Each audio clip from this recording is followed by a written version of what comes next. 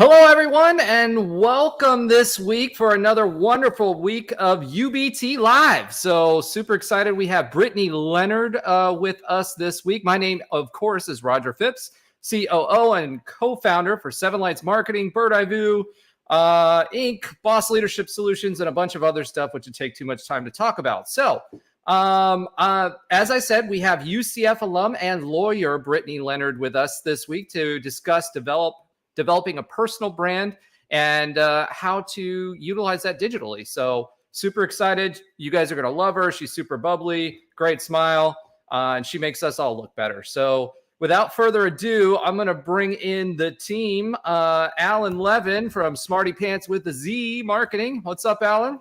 Hey guys, how you doing? How you doing, Roger? I am amazing. I just had some tea, so I'm caffeinated. Josh, I'm going to bring you in next. Josh Lazar, and before he says anything, his jacket is fire. So why don't you stand up and give us the old catwalk there? It's nice. Yeah. So Christmas in July, right? Yes. Celebrating Colorado. Super excited. Exactly. And you know what? When this isn't a podcast, no one's going to see it, but on YouTube, you will.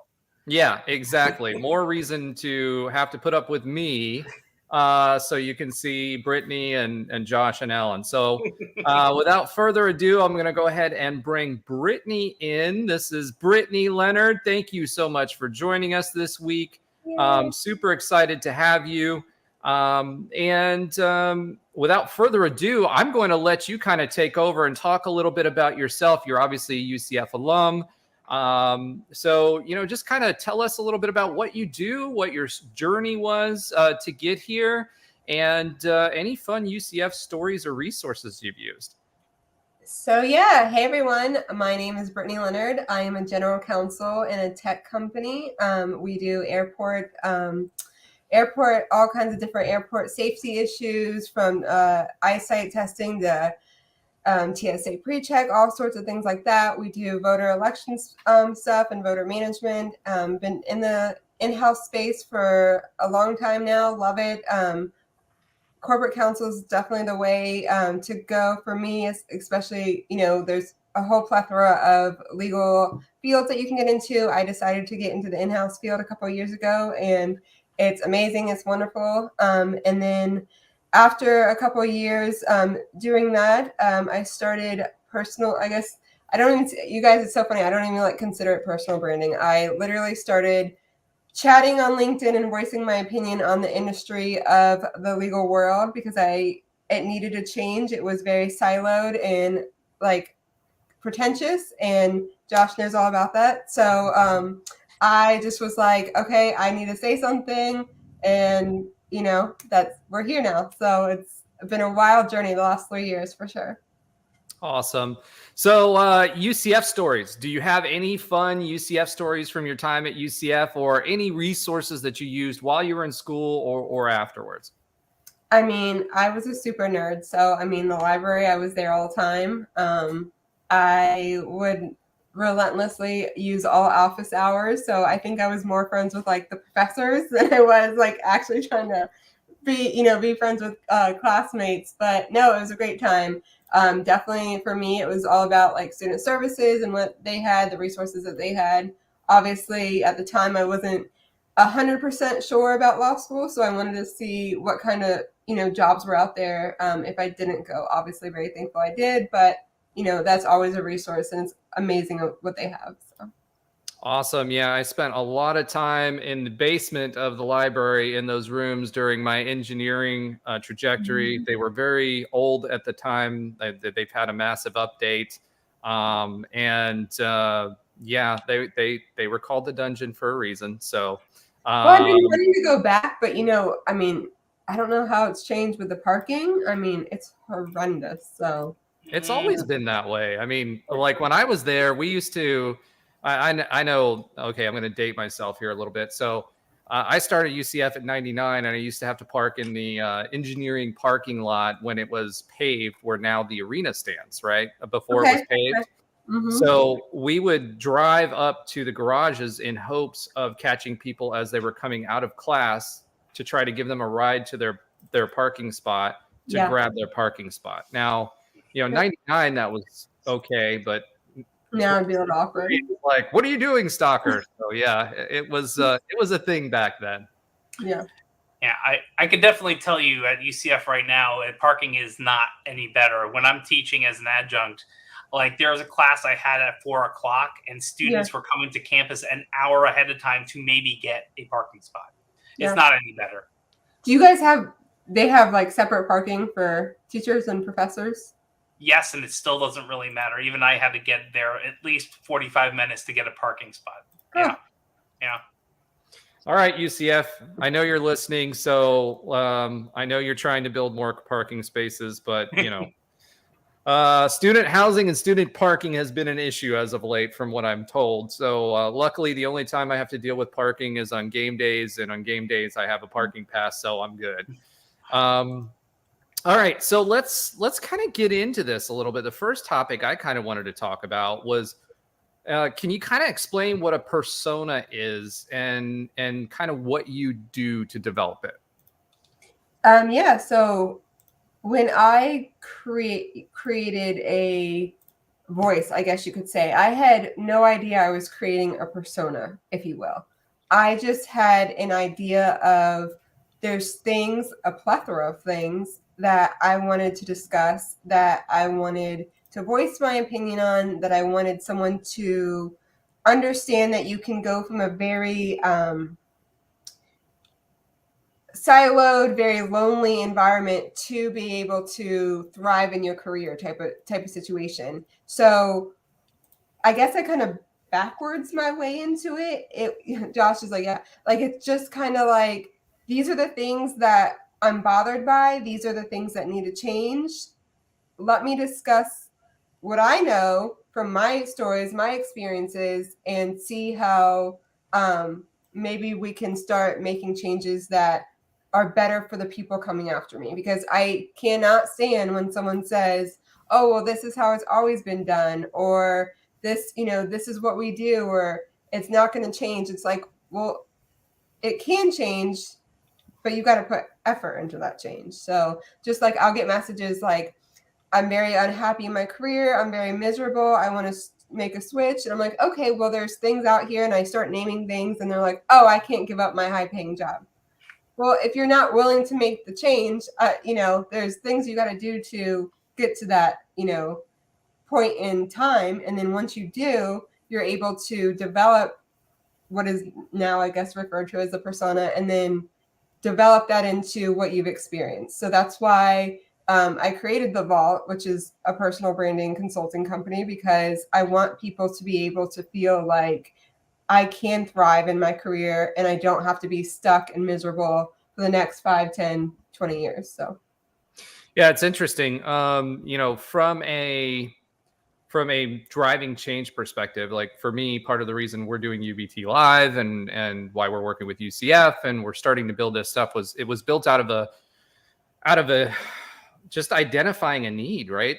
We have such a large alumni base, and we're getting to the point now where we can elevate that and collectively use it and leverage it. And I've seen that in other alumni bases, and we're just now on that precipice. So a solution to kind of rally around, and now you're part of that. Now, when we're talking about personas, right? It's interesting that a lot of the folks that come to you are about their jobs, right? And we all do a lot of different things that we're passionate about or may not be passionate about, but that's our job, right? So it could be the legal profession. It could be, for me, it's not necessarily one specific industry. It's all industries and elevating people in all facets, right? So that's what motivates me. But we all do different things. So how does that translate to an online presence? Like, what guidance do you provide people? Because you have to be interesting. You have to differentiate yourself. You have to give a reason for people to listen to you. So how do you do that? How do you know how to present yourself in social media or other digital means that keep people interested, so they're getting access to your message, and then also how to present it in a way that they keep coming back? I think the interesting thing about that whole statement you just said, Roger, is it's more about not so much like what you think someone wants to hear. It's what you've experienced that you can share. And I think that's the cool thing about, I guess, what you would call personal branding is you can differentiate yourself because nobody's like you. There's never going to be a Josh. There's never going to be a Roger. There's never going to be an Alan. And you certainly, haven't gone through the experiences I have. So that's how you differentiate yourself. And I was on a podcast earlier this afternoon and they said, so I need to gear my content to what people want to hear and not so much what I want to talk about. And I'm like, no. And they're like, yeah, but that's how I get followers. And I'm like, okay, if you're in this to get followers, like get out now. Like it ain't going to work. You have to figure out what differentiates you, what is unique about you. Roger, I'm sure you saw it, but I posted an hour ago on Instagram of what is your distinct value proposition? Like what makes you unique and how can you help others in that uniqueness? Like what is it that you do that separates you from everybody else? Yeah. So for me, it's the hair. No, just kidding. No, but I think that's interesting. And for me, it's like, okay, so it's not, I think there's a conversation around what you say, right? But how you, and from personas, from a marketing perspective, it's like, okay, are you serious? Are you coming from a sense of, hey, I'm the authority on this, so this is why you should listen to me? Or I'm packaging my messaging in a way that's fun. Am I using different video type of, layouts or video cuts or shoots, to be able to, demonstrate it in an interesting way. So from a persona perspective, I think the root, and this is where you're coming from, and please correct me if I'm wrong, the root is what your message is, right? But then how you present that in a way that's engaging, because your content, sometimes it's photos of you, sometimes it's like where you're not even paying attention, sometimes it's video or stage, sometimes it's just a quote, sometimes it's a list of items. So like how do you choose to present that information or that voice to people? Well, I mean, again, I kind of think so. One, I'm not like, if you hand me a book and say, here's a book about personal branding and it's 200, 300 pages, I'm not going to read it. I don't have time. I don't care. It's words on a paper. I need actionable items. So with that, I think of, and I guess this is where that one person said, like, are you doing it for somebody else? I guess this is where you can kind of bleed that in to say, my content is still there because it's me, but the form in which I present it, whether it's a carousel, a stagnant post, a TikTok, a reel, LinkedIn, whatever that is, it's gearing that towards the audience that is viewing it. So LinkedIn, you're going to have HR, legal, engineers, any profession, and they're going on there and they're going to read a static post. You can do carousels now, I guess you could. But on Instagram, you're going to get reels. People love reels. People love to see action items like bang, bang, bang. Here's the caption to know more type of thing. And so it just depends on the platform that you're using to be able to reach the audience that you want to reach. So if that answers it. Yeah, Josh, I know you had a question, so why don't you jump in here? Yeah, and because it's something that I've learned and grown with myself, because this is just such an important topic to me. So you said something wonderful, and I loved it, Brittany. And it's more about don't chase followers. Yeah. Just be your authentic self, and people will come to you, hopefully. Yeah. Yeah. Did you transition from just get followers, or how did you get right into just being your authentic self and skip be what the audience wants you to be and people will come? So for me, it's, and I can kind of go back from LinkedIn and Instagram on this. So when I started LinkedIn, it was really early. No one was doing it. So we didn't have followers. Like no one I don't think I had 500, where you have the 500 plus. I don't think I had that. Like it was just whatever. And so it was literally just us in the middle of the pandemic voicing our opinion on various industries. Like I was talking to a friend of mine yesterday, like there was 10 of us that were like real tight, real knit because we were the only ones doing it back then. And so it was never about the follower count for me. I don't even there's people that have analytical tools that can tell you what their follower count is, how many followers they average a week, who's following them, blah, blah, blah, blah, blah. I don't have any of that. I don't know any of my analytics. Maybe that's a bad thing. Maybe it's a good thing. Right now, I'm not about metrics. I'm about helping people. So that's always been my stance. But what I can say is I know what it feels like to feel like you're putting all this effort into your content and you're getting 2 likes, 5 likes, whatever. I'm on Instagram now. I'm getting 6, 7 likes when I'm used to 100, 200, whatever, going viral, whatever you want to call it. It sucks. I'll be very generic about it. It's just damn, I really put effort into this or what have you. But then I have to revert back and say, okay, I did this on LinkedIn and this is how it was back then. I didn't have any followers. I didn't have anything. I just said it because that's what I felt. I wanted to help people. I wanted people to feel better about their career. So I have to keep my mind geared towards that. It's hard because I now have that following on LinkedIn. So I'm used to a certain way now, but I still can remember what the premise of what I'm doing is. So that's funny because last week we were talking last week's show was all about KPIs. So that you mentioned that you don't even follow it, right? So go ahead. I have a quick follow up on that, and as I'm pulling up some of my analytics on LinkedIn, because Brittany and I, that's the quick story is Brittany and I met, I think, because we both know a gentleman named Min Cho in our community who is also part GC, and we just found each other on LinkedIn through our different posts. So I was just taking a look at that. But so what with LinkedIn, I want to ask something specific because it's realistic to what happened in the last year. So you always do well on LinkedIn. I see I don't need to see your analytics. You always do well there. But LinkedIn just made a really big change within the last maybe 2 or 3 weeks where I got in right before that change where I had a semi-viral post that was really nice and everything else from all the analytics just tanked. Now I know you don't do analytics, but can you describe what you've seen change for you when LinkedIn went to this new algorithm that was pretty publicly discussed within last couple of weeks?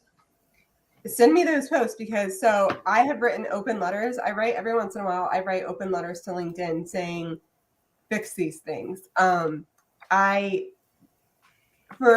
For me, I don't think it's ever the algorithm anymore. For right now, if your posts aren't doing well, it's the summer. Everyone's on vacation. Everyone's off work. Yada, yada, yada. The month of May to August, you're going to get lower impression rates just because people aren't around. And that's just, you can't beat the algorithm. I'll have people come to me and say this person went from 300 followers and now they're at 40,000. And I'm of course, I'm who the hell is this person? So I look it up and I'm okay, well, he has 9 likes on his last 20 posts. So okay, he went one post that went viral, great for him, but he has no engaged audience. They don't know who he is. He doesn't keep up with it. There's no community there. And if you don't have that community and you don't have that engagement, I don't care if you have 200,000 followers. It doesn't make a difference to me. So yeah, building a community. I love that. And someone else who has some experience in marketing and persona building. So I do that as part of my living, right? But so does Alan. Alan from Smarty Pants Marketing with a Z. And the followers of the show that listen will hear me say that from time to time. Alan, did you have anything to add to this? Yeah, Brittany, I loved what you said about, content. I think, I've built some some followings, but I always look at the engagement. I mean, I'd rather have, 1,000 followers who are fully engaged than 100,000 that it's, that you're going out to a desert. But just, looking at your LinkedIn and you have a ton of engagement, and I see how frequently you're posting. I think one thing that sometimes like I have clients that struggle with, or people that I've consulted with, is like, how do you come up with content, so frequently? I mean, do you just kind of whatever pops in your head? I mean, do you have like a content schedule? I mean, how are you able to kind of keep consistently, putting quality content out there, but also on the quality side? Because not even just thinking of engagement, just that a post that is good and going to help people. How are you able to consistently do that, day after day, week after week, without kind of running out of ideas and making sure it's interesting and all that? Because I think a lot of people struggle with that. They want to personal brand themselves, and they want to put helpful content out there, but it can be hard to commit to that, on a daily basis. So for me, I mean, this point, it's so second nature that I'll have things run through my head, and it's not the notes app, because I had don't kill me if you're a lover of Apple, but I had an Android for a long time. I just switched to Apple, but I have this thing called InkPad. A blasphemy. I know. I have this thing called InkPad. I don't know if you can see it, but it just literally anything that comes in my head, I just plop it down there, and then I'll work with it. And I don't have, to answer your question, I don't have a content calendar. I mean, I don't have posts for a week ahead. Like, I was talking to someone the other day, and they're like, I schedule my posts in 2 weeks in advance. I don't even know where the schedule button is. Like, it is literally me hitting the post button every morning I won't say my time, but it's me every morning hitting that post button. And so it's just ideas that I've seen, I've been through, I've experienced, or I mean, honestly, the gold mine for me is the comment section, like interacting with my community and seeing their pain points and resonating with those pain points. That's where my content comes from. My content comes from people that are aggravated with the industry. Fishbowl is a great one. Anywhere where you can really hone in on what you're trying to talk about and see what other people are feeling, what other people are doing, things that I've experienced. Roger knows this, but next week there's going to be a post. I haven't created it. I don't usually create my posts the night before, but there will be a post about me going to water aerobics with the senior citizens today and Tuesday, and how that relates to being valued and supported. So really, I mean, the world, I hate to say it like this, but the world is your oyster. Like, there's so much that you can create, and it's just a matter of what resonates with you, I think. All right. So on the topic of content, we actually had a viewer chime in, so I'm going to bring that up. Christopher had a question. He said, are you creating content for each platform trying to portray the same message? And that was kind of one of our points for this week, was how do you maximize content across channels? So if you want to start like answering Christopher's question directly, and then maybe we can transition that into maximizing your content across channels. I don't. I mean, I literally create new content for each platform. Each platform is different. Now, and not to say people batch content, people reuse content. I've been doing it for 3 years. I've never used the same post twice. You can go verify that. Well, probably can't, because there's close to 900 posts. But like, I haven't done it yet. I may get to that point. I just don't have the need or desire or want right now. But I do see the benefits of it. Don't get me wrong. Like, I see the benefit of instilling the same thing and repeating the same message over so it sticks. I get it. For me, to Alan's point, I have so much to say, and I don't want to say I'm just getting started, because I've been doing it. I guess I'm a LinkedIn veteran at this point, but I still have so much to say that I love creating. And it's funny, I have never in my life thought of myself as a creator. I love drawing stick figures. But one of my good friends, we were out at Clock in May, and she said, you're a creator, Josh, or Jen from Netflix. She was like, you're a creator. And I was like, Jen, I draw stick figures. And she's like, do you see what you put out? And I was like, you know what? That is creation. That's pretty cool. So. Awesome. And Christopher is still, I swear, I think he writes for this show. Our next, one of the other questions that we had in here is what platforms you should use. And he has another question for us that transitions very nicely into that one. So, Christopher, how do you decide what platform you'll use? So thank you. I may employ you as a writer here soon. So, go ahead, if you can kind of explore that for us, and then what platforms you should use for what content. Okay. Josh, you're killing me. I went to go look at my impressions on LinkedIn and I lost you guys. So I have no video of it, but thankfully you can see me. What platforms do I use? So it really depends on what you're trying to convey. I mean, honestly, you could use any of them. What is most comfortable to you? Like we were just joking on this podcast I was doing. Like at first we're like, well, TikTok's for a lot of like laughter and joking and good-hearted stuff. That's what I use it for. But then you find other people on TikTok that are like, very serious, explaining things, and people love it. So it just what resonates with you. For me, during the pandemic when I started, it was LinkedIn. There are people on there all the time. There are people, asking questions, feeling isolated and alone. Obviously, you're stuck in your house by yourself. And we just really built a strong community with all kinds of different professions. Like I would have never imagined I'm great friends with, people in Australia to people in Europe. I mean, it's just a plethora. So that was my initial start. But I see the value in other platforms. So that's why Legally Brittany is migrating to, a friend of mine always says that's like my, what is that thing where you have a second persona?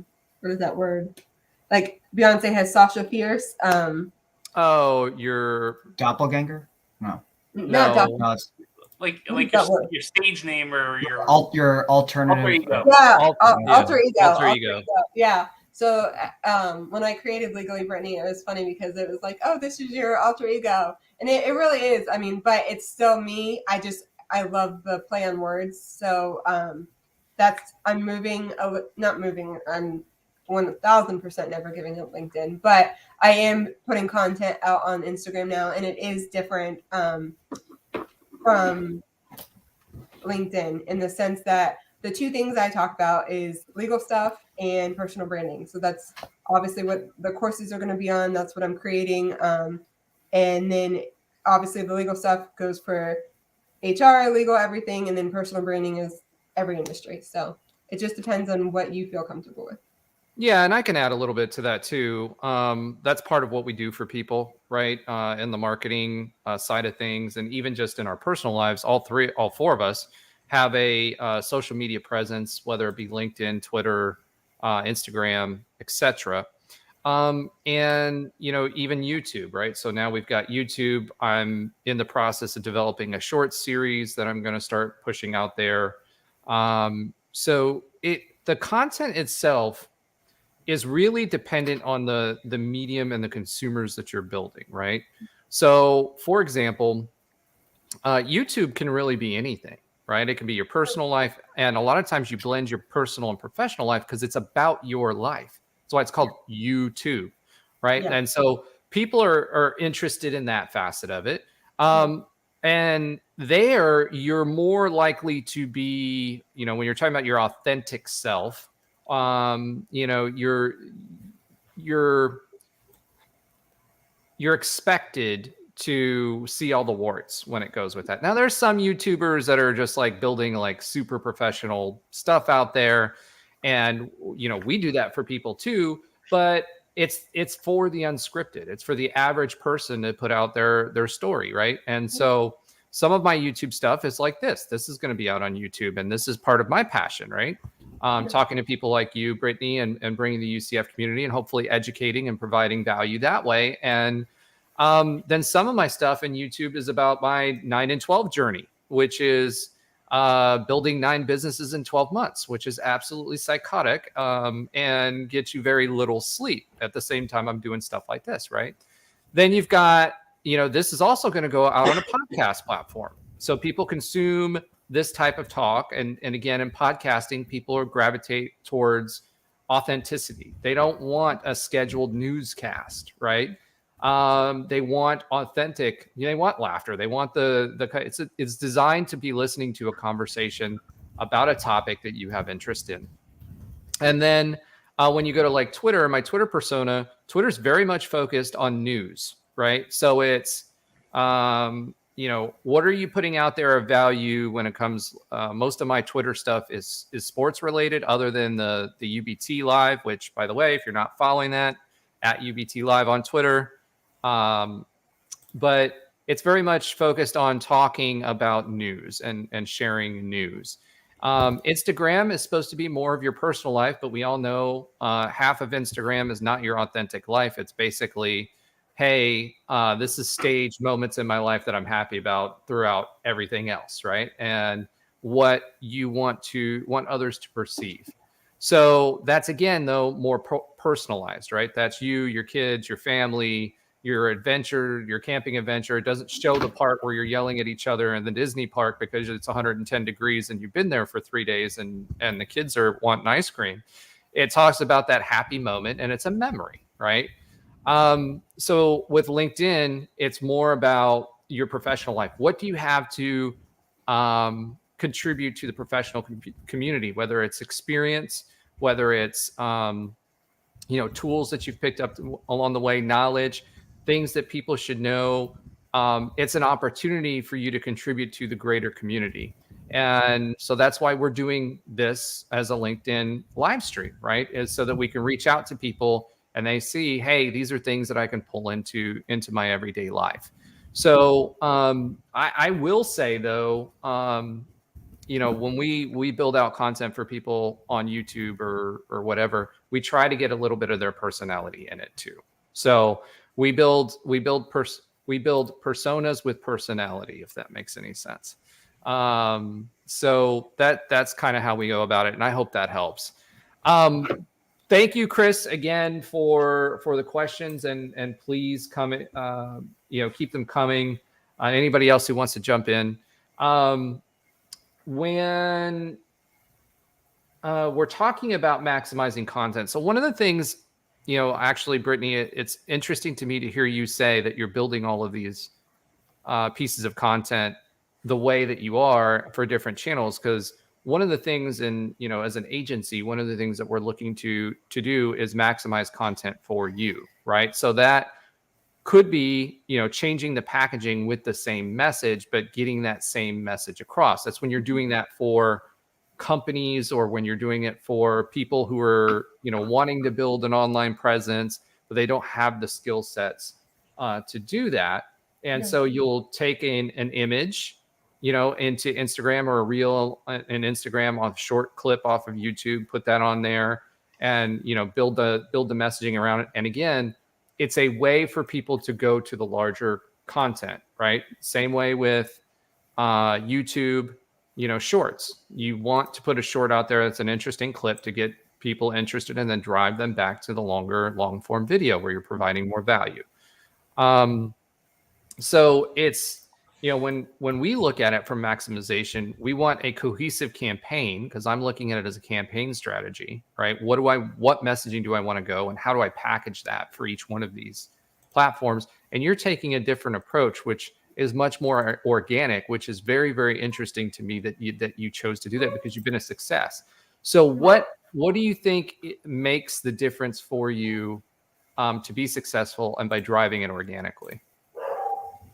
I think that's my, if you will, like, niche or differentiation. Like I was just thinking about this the other night. Like, I don't reuse content yet. I don't schedule posts. I hit the button on my own. Like, everything is very natural and organic. I write my posts the night before or the morning of, just depending on if there's soccer or whatever. It really is, like, as organic as you can possibly get it. Like, I don't think you can get any organic than this. Like, I don't look at, like, I know, and again, this may be a bad thing or not, I don't know at this point, but I don't look at stats to say this performed well, this didn't perform well. I don't care, because at the end of the day, the posts that quote unquote don't perform well to the viewer's eye, it's probably the one I get, 20 DMs like, oh my God, like, I couldn't like I got a DM today. I can't like your post and I can't show that I resonate with your post, but your vulnerability like is exactly how like I feel in my industry right now, and I thank you for coming up and saying that. And that's what I'm here for. Like I guess some of them call themselves lurkers. There's other cute names for them, but the people that don't like interact with your posts, but they consistently DM you, like it's just if I can help you and not have the experiences that I had, I'm here for it. So I don't like, again, back to follower count. That doesn't ring a bell to me because it's the impact I'm making on people. So Brittany's got people sliding into her DMs. That's what I just heard. So, all right, Josh, you said you had another point. What did you want to bring up there? So actually, this is someone else who's also phenomenal at this. Samantha McKenna has talked about this a lot, and it's another great follow from the Central Florida area. I don't think she went to UCF, but she's talked about she went to, I think she lived in Altamont Springs. Grew up there, so she didn't go to the directionally challenged school out west, did she? I don't believe so. But what she called this kind of like a ghost messaging or those something of a similar term where when you don't have your content might not able to be publicly liked, but there are sometimes if you do some of the analytics where you might not see a lot of likes and you might not see a lot of comments, but that post has been shared on Slack and Teams and Discord behind the scenes, people talking about it and engaging with it. It's not visual and public because they either can't, like Brittany was saying, or they feel like they want to tell others, but they don't want to make it a big public splash about it. So there's a whole subset of knowledge and education that's not in the metrics, which it sounds like Brittany has in spades, which I wouldn't doubt. What some of the content she puts out there is very to the point in a very good way.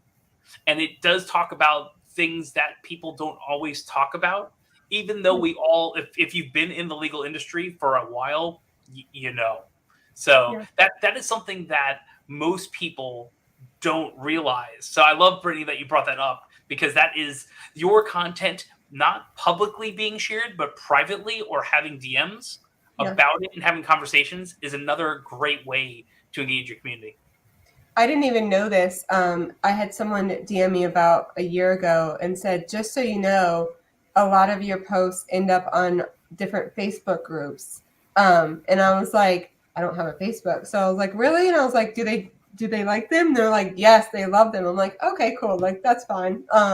But it's funny because I had no idea until that gentleman told me that I get pasted into other platforms that I'm not even a part of. So, Alan, did you have anything to ask this before we move on to the next topic? I had something in a kind of a different route, but if you want to go on to the next topic first, I'm fine with that.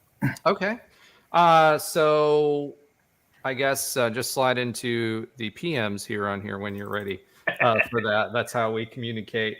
All right.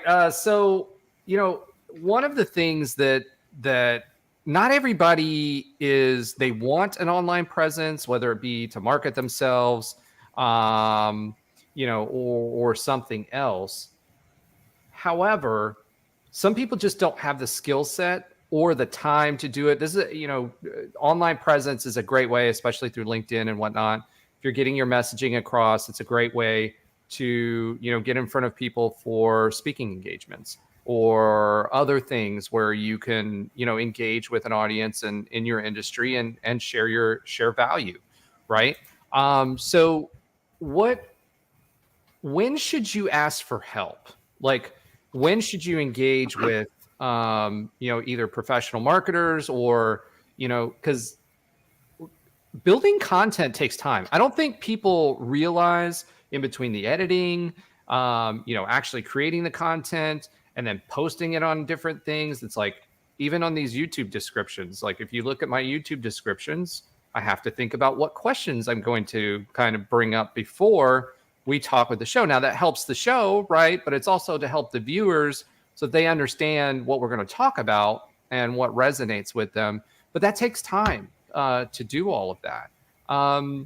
So kind of talk about that. When do you ask for help? This may be a bad answer, but I haven't yet. Yeah. I feel it coming because, like I said, I was saying this earlier, Instagram is post, carousel, reel, what have you, wording on those reels, caption, hashtag, alt text to be accessible.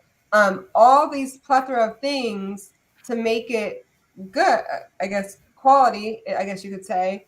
So that is just a whole new world. And yes, I am doing it till 1, 2 o'clock in the morning right now. It's not sustainable. But as far as, if you only have one platform, I always say, like, someone will tell me, I don't have time to do this. I don't have time to do that. You make time for what you want. And that is the easiest thing I can say.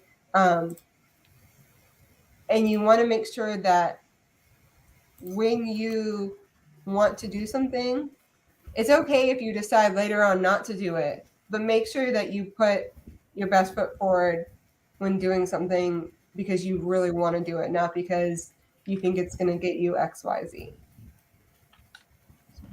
All right. Alan, let's swing back to your point now. What was the point that you were going to make earlier? Yeah. It kind of has to do with, someone like you that's built up a really nice following on these different platforms. Someone that would be considered maybe a social media influencer.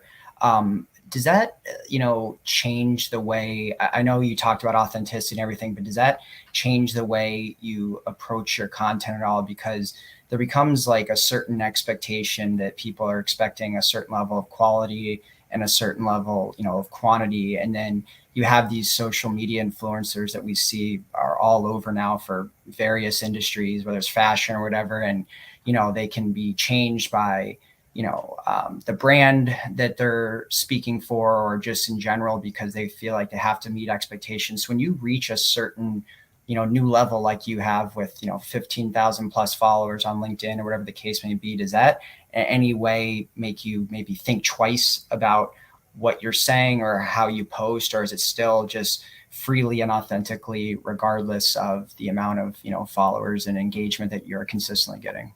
Yeah, I just, I know what I feel and I know what resonates. I've been through the trenches, if you will, the toxic environments, the micromanaged cultures, all of that crap. And that is always going to be something I talk about to unlock that career happiness that I want so many people to experience. So people are always going to have negative things to say. I did a post the other day and someone said, you're just doing a disservice to people. And I'm like, what do you mean I'm doing a disservice to people? Come to find out, she misconstrued. We were saying the same thing, but she thought it one way because of her life experience. And then when I explained that, she was like, I'm so sorry. I didn't know disrespect. I was, completely off, blah, blah, blah, blah. So you can't change for an audience. That's the reason your audience loves you. Like, one of the things, like, I'm very bold, I'm very vocal, and I definitely stay away from topics. Like, I won't talk about politics. I won't talk about certain things. I'm not getting into that. I'm getting into what matters to me and what matters to help other people. So. Yeah, I think consistency is one of the things, in your frequency, right? But although you're all over the place, like, I follow you on stuff. So there are times where it's like, all right, there's Brittany again. She's got 3 out there in like the span of 2.5 hours. Like, it's funny because you break all the norms, right? Because you're not taught, but your experience, you kind of learn, okay, what days of the week are people more than likely to look at things? What time, right? What is the frequency so you don't burn people out, right? And then from a consistency standpoint, it doesn't matter what medium you're talking about. I mean, we've done this in radio.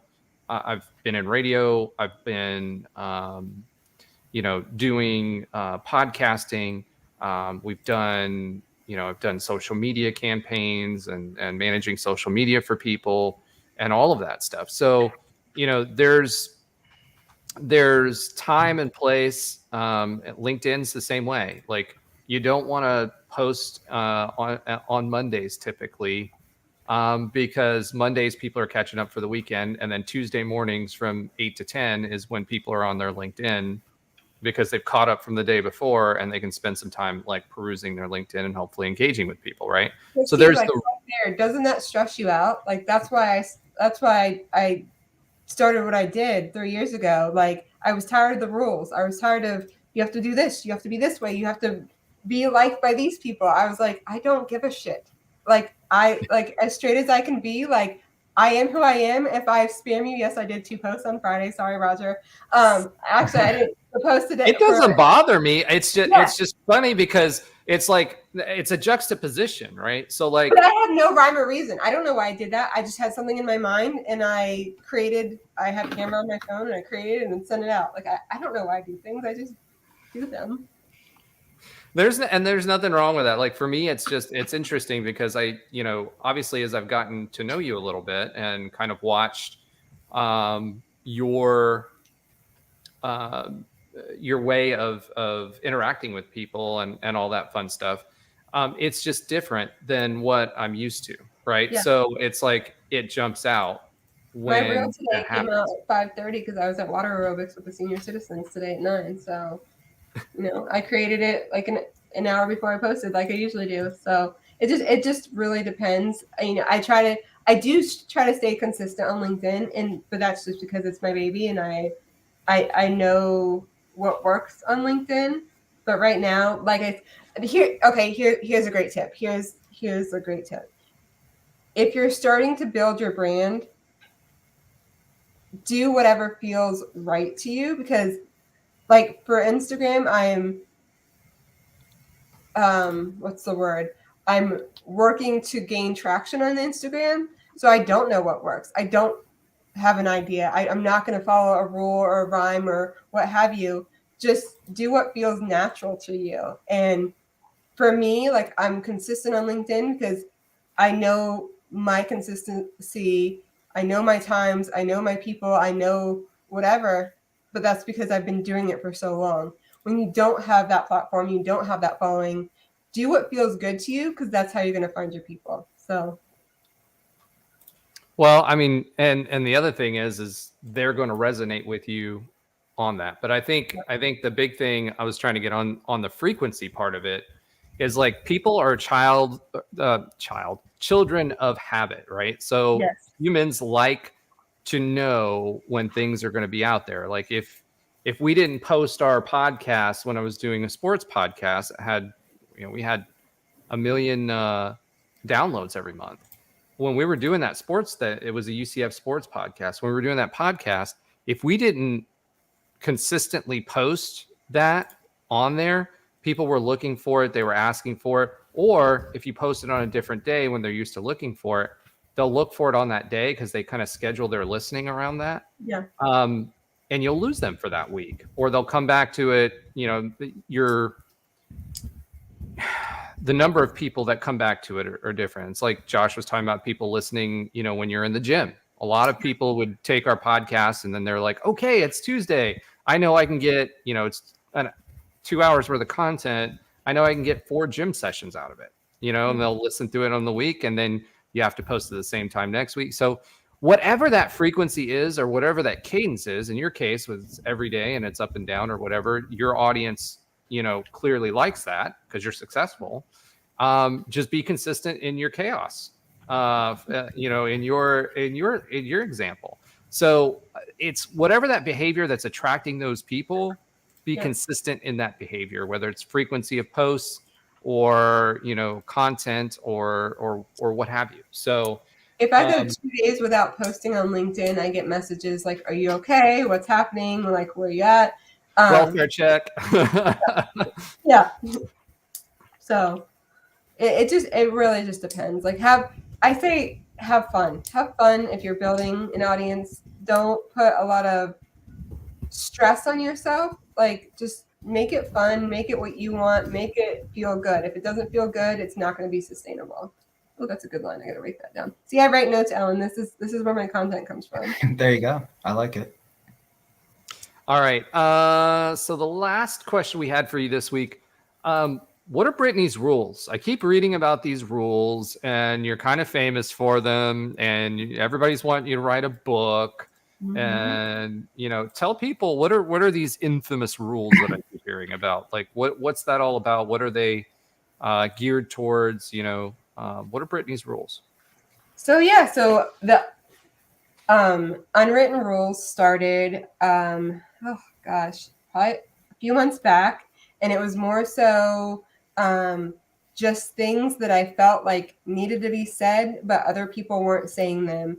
Unwritten rules about how to be a better professional, unwritten rules about how to be a better coworker, unwritten rules like, and the coworker one would be like, literally saying, whoever blank, blank, blank, like, stop calling me on Teams and not asking if I'm ready for a call. Like, don't just ring me up, like, say, do you have 5 minutes for a call? Because I may be in my kitchen, I may be, whatever, doing whatever, and you blaring my Teams thing because you want to get a hold of me, but not actually asking if I'm available. Like, just little things like that. Like, don't send me the stupid red exclamation point every day because you're now going to be deflagged on my Outlook to not look into. Like, things that just, I don't have a full title for the ebook yet, but it's shit that you want to say that you don't say, So it's just. Well, that's a great title for it. Shit that you want to say. No, I wrote that down the other day too.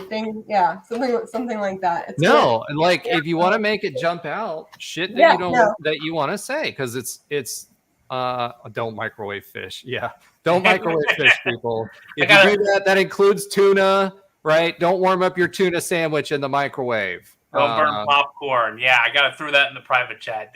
There's so many unwritten rules, especially when you're young. Like if you're young and you haven't been in an office, like you need to learn a little bit. So unwritten rules. Don't follow the rules.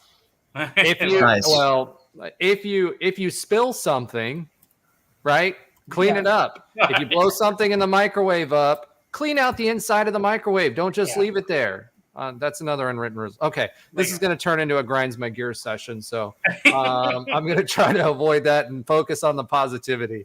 I mean, that's the cool thing, though. Like, I didn't even, to Alan's point, like, I didn't think about this. I didn't have a plan for this. It was just one day I said unwritten rules as a title, and I gave a caption to it, and now it's just, like, got this huge following. I mean, I was on Fishbowl Monday night. Over 700 people were there to learn about my unwritten rules. So it's just, it comes. And I don't know the rhyme or reason, but hey, it works, so it works.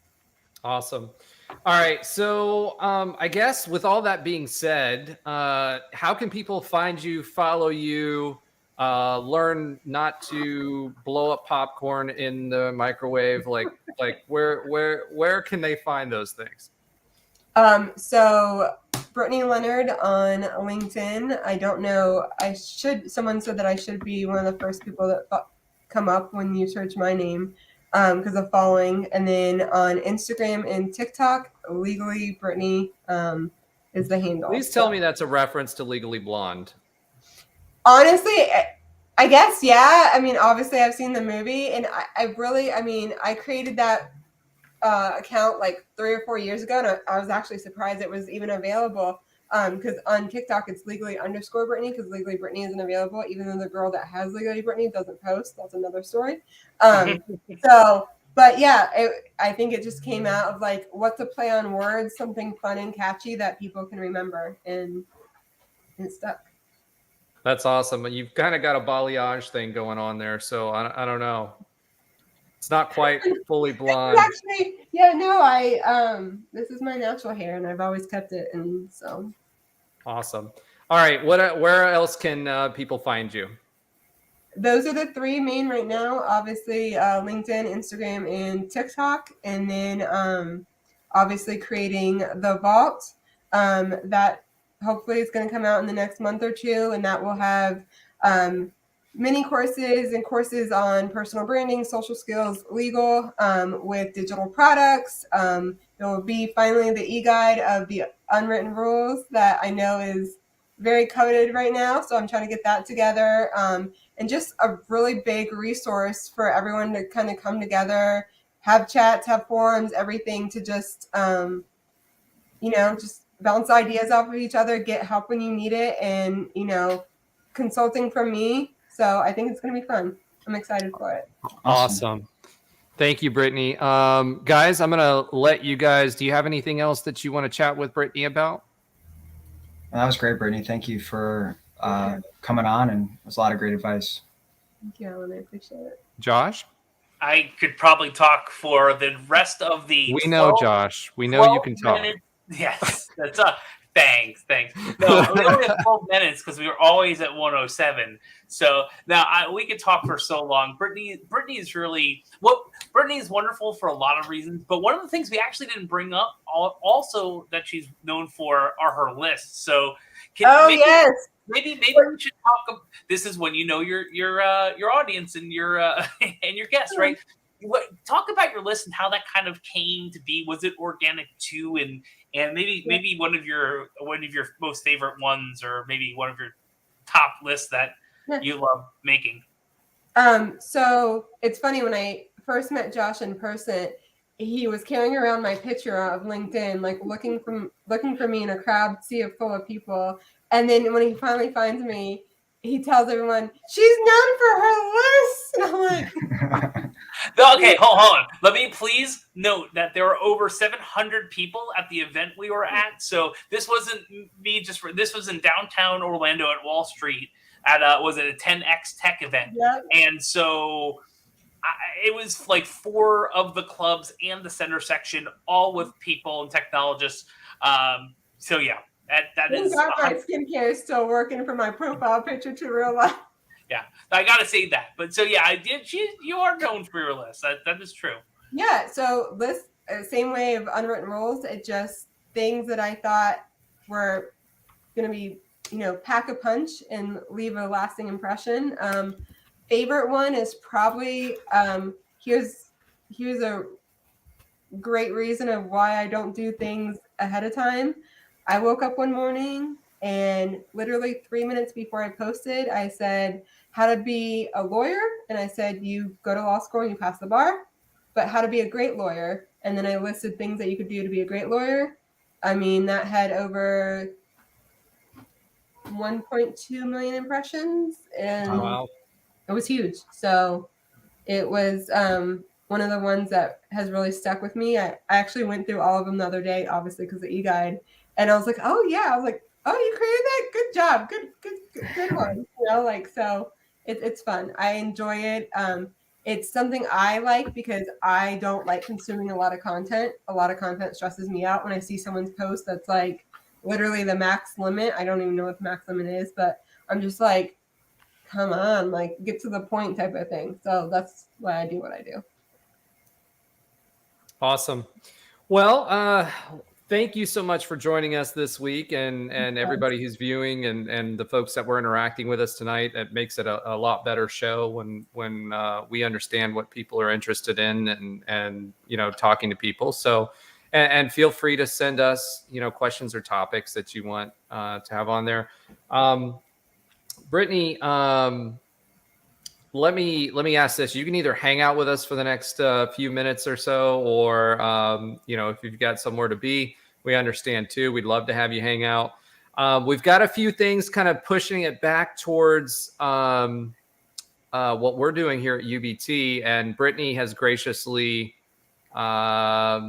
shown interest and offered support for everything that we're doing here at UBT, including giving us her time, which I appreciate. For UBT, one of the things that we're doing, I just want to remind everybody, one of the free, we're trying to give this away. So this is for you. This is not for me. Maybe I should charge for it. People will sign up for it. There is something to be said about that. Just because it's free doesn't mean it's good. We're doing this for UCF first, but we're developing this long-term then we're going to start charging universities for this, right? Long term. So everybody else gets charged. UCF people, you get it for free. So use it. I'm calling it a marketplace, but it's basically a place for UCF owners, business owners or business leaders to put their information down, what they're interested in. Yes, Brittany does need to sign up. I noticed she was very suspectly Is that on my message list there. Earlier? I knew I had a message from you, Josh. It's goldennightsclub.com. So make sure you're signing up, putting in what services you offer and what services you're interested in. The idea is to connect people in the UCF alumni community so that we can provide those services and support each other, whether you're a business leader or a business owner. So please use that. Again, that's goldennightsclub.com. And then we're still working with the incubation program. So super excited about that. We're making some progress there.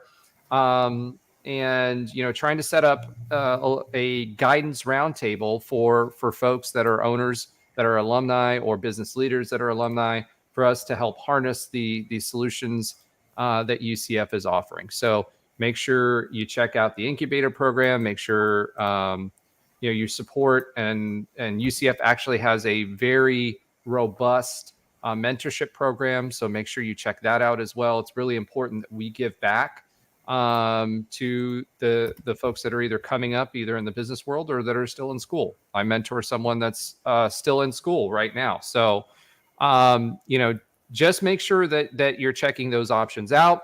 And without further ado, I guess it's show and tell time to talk about what we do. So Josh, I'm going to let you kind of remind everybody what you do and how they can find you.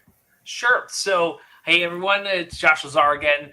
A couple of things that we do here at Tech Think Also Tank. with a Z, by the way. Lazar is with a Z. Lazar with a Z. Laser with There an you A. So yeah, what we do, we help build goldennightsclub.com, and I'm the person who bought that domain in 2004 or 5. So some other school on the other side of this state wouldn't buy it and then point it to their own alumni association. So we have a software development team. We do also a lot of nonprofit-based legal operations and technology analysis assessment, virtual CIO work. So feel free to see us at techthinktank.com. You can always contact me at josh@techthinktank.com. And just please give me a reason to move the team to building out goldennightsclub.com more, because they love doing it. And I'd love to see that be developed and be just give me a reason to move the team onto that project. Please. I'd love to see it. All right, Josh. We're gonna go back to Alan with Smarty Pants with a Z. Go ahead and tell us about everything that you do and where people can find you. Sure. So as we said, Smarty with a Z, or Smarty Pants with a Z. We have a digital marketing agency based in Fort Lauderdale.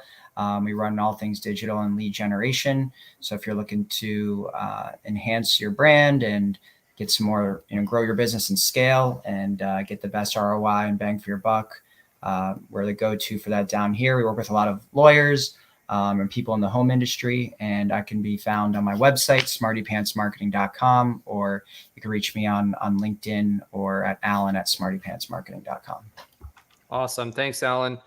All right. So for next week, we'll have Maggie Gunther with us, and she's going to help us navigate your local, state, and federal government resources to help you build your business. So think grants, think about employment solutions, great place to find people if you're trying to hire. And she's going to help us navigate that, understand that a little bit better, and how to utilize it.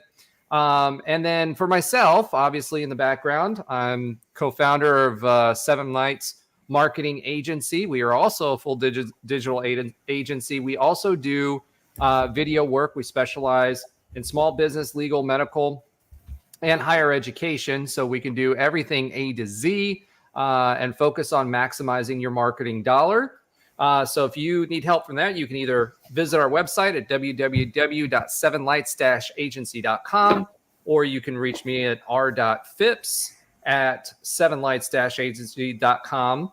And then also, if you need any kind of consulting, whether it be business, ops, tech, marketing, leadership, I have my consulting arm as well at Boss Leadership Solutions. You can reach me at bossleadershipsolutions@gmail.com. That is all for this week. Thank you so much, Brittany. We're at 105.23, so we're pretty close, Josh. So I'm going to use that last little time to say congratulations, right? Yeah. To the Big 12 for luring back Colorado and the Buffs. So I'm excited to go to Colorado, and visit Boulder again. I've been there quite a few times, and I love going out there. And if you're not following it from a business perspective, it's a master's class in negotiations with one side, the Pac-12, obviously in a very, very bad position. And our own commissioner has very, very astutely put the Big 12 in our conference in a great position. So as a business person, it's a great, basically case study on how to negotiate and how to take yourself from a negative position to a positive position. And, part of that too for next week that we're going to be talking about is the TDT. On August 22nd, UCF hopefully will earn $176 million over time. It's the first time they tried to use the local government resources, and it's a great example of, people don't think about that, and UCF's never attempted to do this, but they're into the final round. So super excited about next week, super excited about talking to Maggie. And remember, as always, like, subscribe, and grind. Grind. All right. Thanks, guys. I appreciate y'all, and we'll see you next week.